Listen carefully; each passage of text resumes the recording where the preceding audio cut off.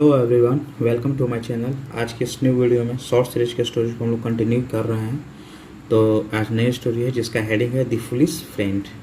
Foolish का मतलब जैसा कि आप सभी जानते हैं मूर्ख, फ्रेंड का मतलब मित्र या दोस्त। तो मूर्ख मित्र। वंस एक समय या किसी समय a king appointed a monkey as his bodyguard. राजा ने अपॉइंट किया मतलब नियुक्त किया एक बंदर को।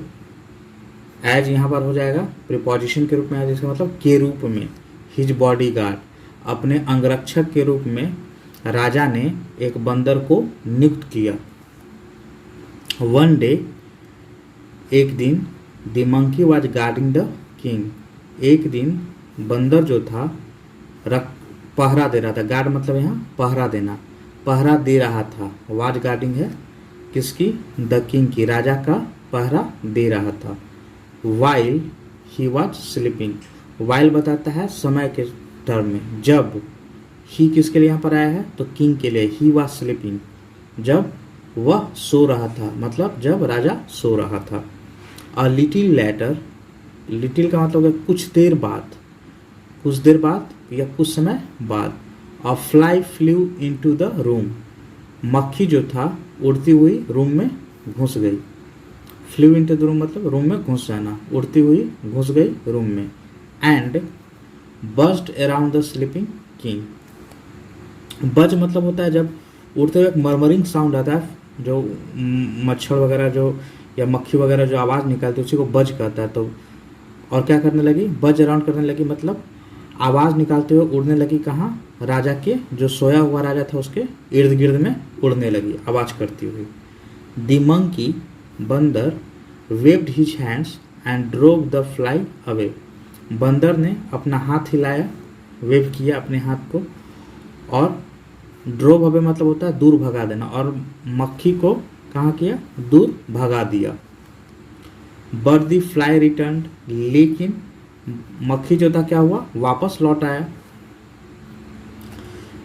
The monkey once again shooed it away. बंदर जो था एक बार फिर से, सू अवे का मतलब होता है भगा देना, दूर भगा देना। तो यहाँ शूड इट अवे है मतलब दूर भगा दिया फिर से एक बार। But the fly flew back into the room. लेकिन जो मक्खी था फिर से उड़ती हुई वापस कमरे में आ गई। दिस टाइम, इस समय या इस बार, the monkey decided to teach it a lesson. जो बंदर था उसने निर्णय किया, डिसाइड मतलब होता है निर्णय करना, निर्णय किया टू टीच ए लेसन मतलब एक पाठ पढ़ाने का। इट किसके लिए आया है? बंदर के लिए आया है। तो बंदर को पाठ पढ़ाने का एक निश्चय लिया। He sees the king sword. King में एपोस्ट्रोफ और एस इसको बोला जाता है। तो ये अधिकार दिखाता है कि राजा का तलवार उसने, सीज मतलब होता है अपने अधिकार में ले लेना, तो उसने अपने अधिकार में ले लिया या अपने हाथ में ले लिया। यहाँ पर बताएंगे किंग सोर्ड, राजा का तलवार। एंड और when the buzzing fly sat on the king's neck. अब हम लोग फिर इसको पढ़ते हैं, तोड़ तोड़ को पढ़ रहे हैं जिससे समझने में सुविधा होगी आप सबों को। जब मतलब बजिंग मतलब होता है आवाज करता हुआ जो मक्खी था। सीट सैट होता है बैठा, किस पर? On the king's neck. Apostrophe और एस फिर है तो राजा के गर्दन पर बैठा। वेन है तो जब आवाज करता हुआ मक्खी जो था राजा के गर्दन पर बैठा। He brought the sword down in order to cut the fly into two. उसने क्या किया? ब्रिंग होता है, ब्रिंग डाउन मतलब होता है लाना, नीचे लाना। तलवार को चलाया, नीचे लाया। ब्रिंग somebody डाउन होता है तो ब्रिंग sword डाउन है मतलब तलवार को चलाया या नीचे लाया। किस लिए? इन ऑर्डर टू का मतलब होता है कोई कारण बताना कि इसके चलते। तो इसके चलते, किसके चलते? तो यहाँ पर दिया है cut the fly into to. मक्खी को दो भागों में काटने के लिए सोड को नीचे लाया, सोड चलाया। इस सेंस में हम लोग इस तरीके से कर सकते। The fly escaped. मक्खी जो था, एस्केप मतलब होता है बच जाना, यहाँ पर है एस्केप्ड मतलब बच गया, कॉमा है। But the poor king was killed.